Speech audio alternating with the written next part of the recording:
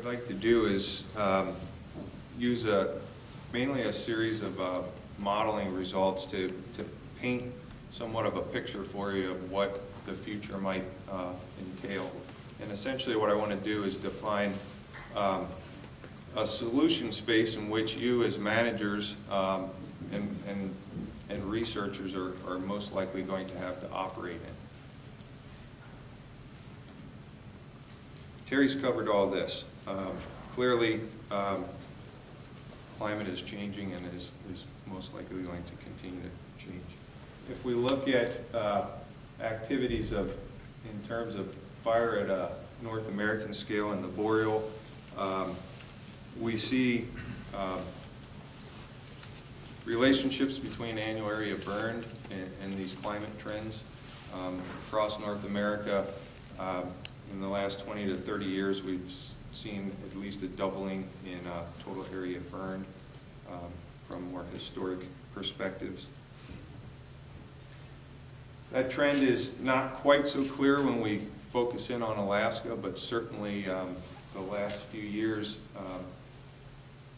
are starting to paint a different picture than what we've seen back through the previous decades. So there is change going on. Exactly how these trends are going to play out, we're not too sure, but we're pretty sure that they are changing.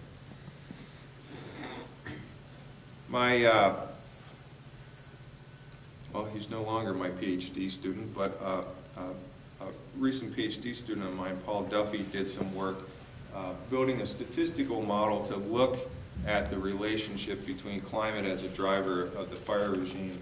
And what he was able to do is develop a multiple regression that looked at both monthly weather variables as well as some regional atmospheric climate or atmospheric circulation patterns to develop a model that can predict annual area burned in Alaska. And as you can see, with just 7 variables, he was able to explain about 80% of the variability. So the reason I throw that out there is there's a very strong tie between climate, particularly the monthly weather factors that go into fire seasons that drive fire. Something else that Paul did was he took that statistical model and used it to reconstruct fire history back as far as he could generate weather records. And this gives us a perspective at least of what fire might have looked like on the Alaskan landscape over the last 150 years. I'm a modeler, so I like to take this sort of information and put it into a computer model, basically take our conceptualization of how the system works and try to understand it better by using computer models to simulate dynamics. So one of the things that we did with the work that Paul's done is put that into a dynamic ecosystem model that I work with to try to understand how things are working and how they might work in the future. One of the provocative results that Paul came up with is based on his statistical analysis and that statistical reconstruction is he then simulated basically the dynamics of interior Alaska, the landscape dynamics of interior Alaska. And the bottom line, I'm leaving out lots of details and explanations, but the bottom line is that at least in terms of the simulated average stand ages, right now the forests of interior Alaska are likely older than they have been any time in the last 140, 150 years. And what that implies is an increase in landscape flammability in terms of the amount of later successional vegetation on the landscape. So taking that and using the same modeling framework to project into the future, I thought I'd paint a very preliminary picture of what we might expect into the future.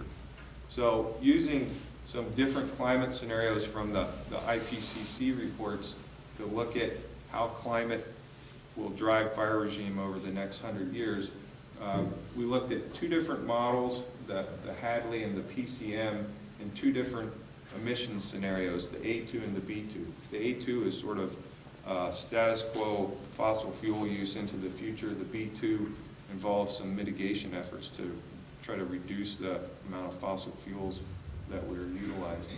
And as you can see, that represents quite a large solution space in terms of temperature and precipitation during the growing season that we might expect.